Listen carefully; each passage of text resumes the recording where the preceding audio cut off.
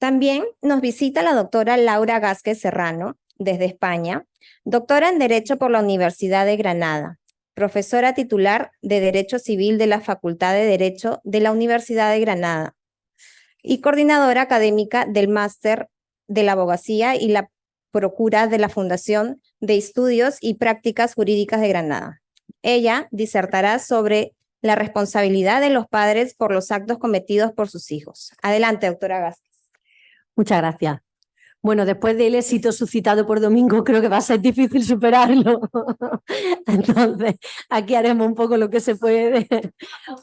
Parece que jugamos en otra división, pero nada. Bueno, quiero agradecer a los organizadores del Congreso, a la Academia Peruana de Derecho y al Estudio Castillo Freire, y sobre todo, en primer lugar, al titular del despacho, a mi querido amigo Mario Castillo, al que le agradezco que siempre que organiza algo cuente conmigo y yo siempre que puedo vengo a Perú. Es cierto que el último año que estuvimos aquí en Perú me parece que fue el año 2019, antes del COVID, luego fuimos a Paraguay y afortunadamente el año pasado fue cuando nos vimos en Costa Rica, pero no había tenido ocasión de volver a reunirnos con nuestros amigos peruanos. Y tengo que decir que estamos todos mucho más jóvenes y mucho más guapos. Así que nada, bueno, como ha dicho la señorita, el objeto de mi intervención es hablar de la responsabilidad civil de los padres en el caso de los supuestos de los hechos realizados por los menores. Y, lógicamente, en ese momento de lo que nos estamos refiriendo es de la responsabilidad civil por hecho ajeno, que en el ordenamiento jurídico español se regula en el artículo 1903 del Código Civil. Desconozco qué artículo peruano regula la responsabilidad civil por hecho ajeno, que imagino que la regulará, pero tengo que decir que no lo sé.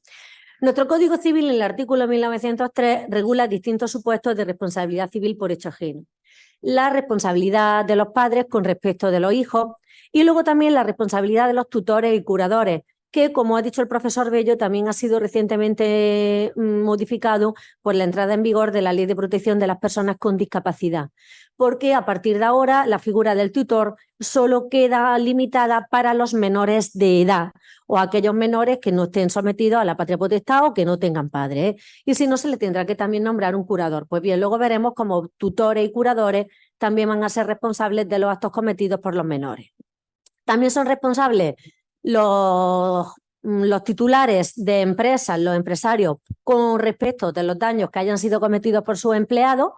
Y luego, por último, también son responsables los directores de los centros docentes no universitarios, con respecto de los daños que cometan los menores de edad en el centro docente. Aquí, con respecto a los menores de los padres, podríamos ponerlo en relación, porque hay veces en los que se encuentra un conflicto hasta dónde llega la responsabilidad de los padres y hasta dónde llega la responsabilidad del centro docente.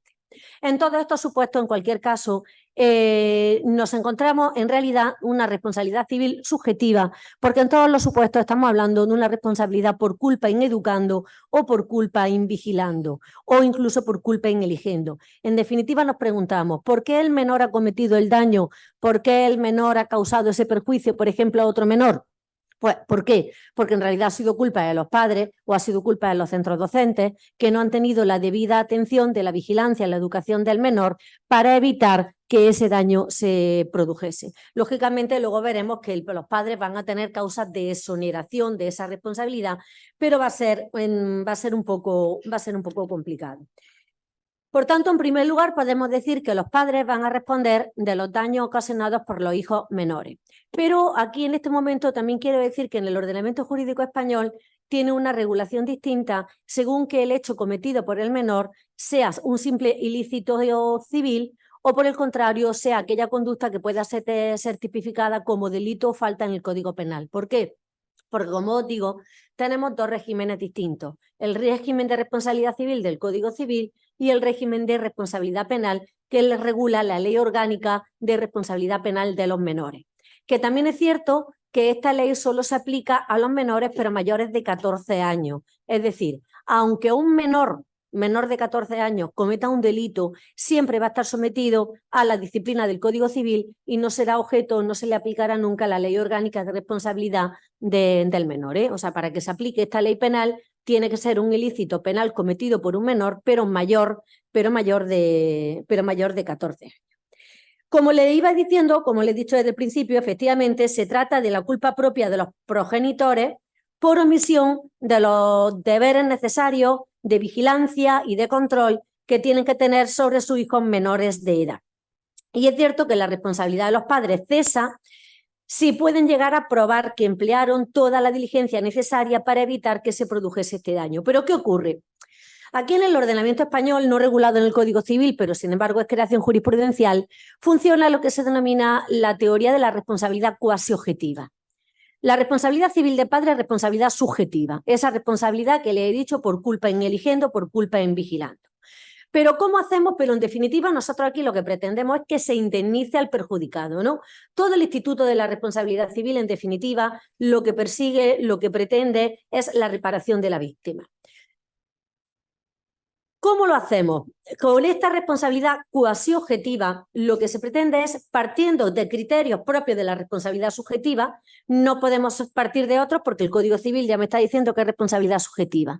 Sin embargo, llegamos a los efectos de la responsabilidad objetiva, que en definitiva es indemnizar a la víctima. ¿Cómo lo hacemos? Por un lado, se va a elevar el nivel de diligencia. Ya no es un nivel de diligencia medio, sino que a los padres le estamos exigiendo un nivel de diligencia superior.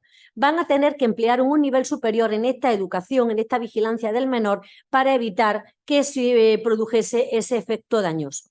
Pero además se invierte la carga de la prueba, inversión de la carga de la prueba. En la responsabilidad civil normal es el perjudicado el que tiene que probar el nexo causal y el que tiene que probar la culpa del agente del daño. Sin embargo, con la inversión de la carga de la prueba, el perjudicado no tiene que probar nada, sino que es el autor del daño el que tendrá que probar que actuó con toda la diligencia debida para evitar que se produjera ese daño. ¿Qué ocurre? Aumento el nivel de diligencia, ya no te exijo un nivel de diligencia normal, sino que te exijo un nivel de diligencia mucho más alto. Y además tengo inversión de la carga de la prueba. En definitiva, a los padres les va a resultar prácticamente imposible demostrar que actuaron con ese nivel de diligencia debido y en definitiva indemnizarán a la víctima, que es lo que pretendemos, que en definitiva, como os digo, es lo que queremos con la responsabilidad civil, dejar a la víctima en la misma situación en la que se encontraba antes de producirse el daño. Los responsables, como os digo, son los padres que tienen la patria potestad del menor. En condiciones normales, en condiciones de padres que vivan conjuntamente, pues los padres van a responder solidariamente. Ambos padres van a responder íntegramente del daño que hubieran causado los menores. El problema a lo mejor lo podemos encontrar con aquellas situaciones de padres que viven separados, porque lo que tenemos que hacer es distinguir lo que es la patria potestad o lo que es la guarda y custodia. Con lo cual va a responder el padre que en ese momento tuviese la guarda y custodia del menor. No tiene nada que ver aquí con la patria potestad.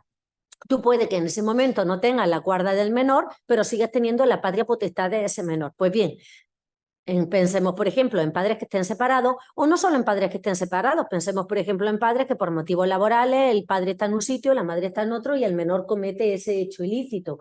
Pues lógicamente va a responder el padre, el progenitor, que en ese momento ostentara la guarda y la custodia de ese menor. Con lo cual, lo que nos lleva también que podríamos hacer una interpretación extensiva del artículo 1903 en el sentido de que no solo respondieran los padres de los daños causados por los hijos, sino que podríamos llegar a entender que podrían responder otros familiares, pensamos por ejemplo en los abuelos, que en ese momento tuviesen bajo su custodia, bajo su cuidado el menor y tendrían que responder ellos. Eso también hacer, como les digo, esta interpretación amplia del artículo 1903 de modo de hacer responsables a otros sujetos ajenos de los progenitores, como podría ser en este caso los padres. Igual pasa con los menores en los centros docentes. ¿Quién es el que tiene que responder en el caso de que el menor en un centro docente cometa un ilícito civil, que como digo no tiene por qué ser un ilícito penal? Pues lógicamente serán responsables también, dice que el Código Civil establece que serán responsables los directores de los centros docentes por esta falta de vigilancia. Lo que ocurre es que nos podemos encontrar con zonas un poco fronterizas, un poco complejas, de hasta dónde llega la responsabilidad de los padres, dónde empieza la responsabilidad del colegio, dónde llega la responsabilidad del centro docente, ¿no? Había un supuesto práctico en el que el menor fue al colegio con un objeto contundente y entonces causó daño a un menor. El tribunal se planteó, bueno, en realidad, ¿quién responde? El padre que no ha tenido o el padre o los padres, no. Los progenitores que no han tenido el debido cuidado de evitar que el hijo llevara un objeto peligroso al colegio, o bien el centro docente que no ha tenido la debida atención, ¿no? Es decir, nos encontramos con situaciones. Además, la casuística es amplísima, porque además los menores son un peligro. Un menor es un peligro. Los menores son un peligro cualquiera de las actividades que hagan. Y como también les he dicho desde el principio, tenemos un régimen distinto entre que el ilícito sea civil o que sea un ilícito penal. ¿Por qué? En el caso de que el ilícito sea civil, con los padres, los progenitores, podrían exonerarse de la responsabilidad si demuestra que actuaron con toda la diligencia debida. Sin embargo, si nos encontramos con un ilícito penal y entra en vigor o entra en funcionamiento la Ley Orgánica de Responsabilidad Penal del Menor, no existen esas causas de exoneración. Los padres responderán siempre.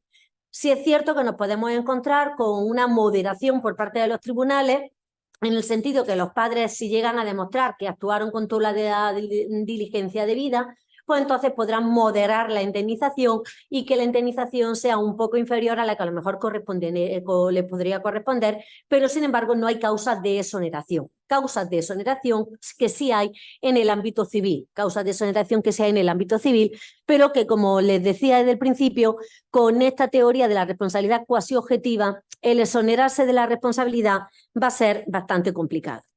También es cierto que deberíamos de tener en cuenta que esta regulación del artículo 1903 del Código Civil en realidad tampoco se adapta a la evolución que ha habido en las relaciones paterno-filiales. O sea, las relaciones entre padre e hijo son relaciones que han ido evolucionando. Ya no es el control estricto, el control férreo que tenían los padres sobre los hijos. A todo ello tenemos que añadir también el libre desarrollo de la personalidad del menor, que implica que se le tenga que dar una mayor libertad en su actuar, en su comportamiento. Con lo cual, tampoco los padres pueden estar vigilando a los menores constantemente, tienen que dejarlo ese ámbito de libertad, ese ámbito de actuación. Es decir, se ha producido toda una evolución en las relaciones paterno-filiales, en los comportamientos de los menores, y sin embargo eso no ha tenido reflejo ya no solo en la legislación, en el Código Civil, sino que tampoco ha tenido reflejo en el ámbito de la jurisprudencia. Se siguen aplicando básicamente los mismos criterios.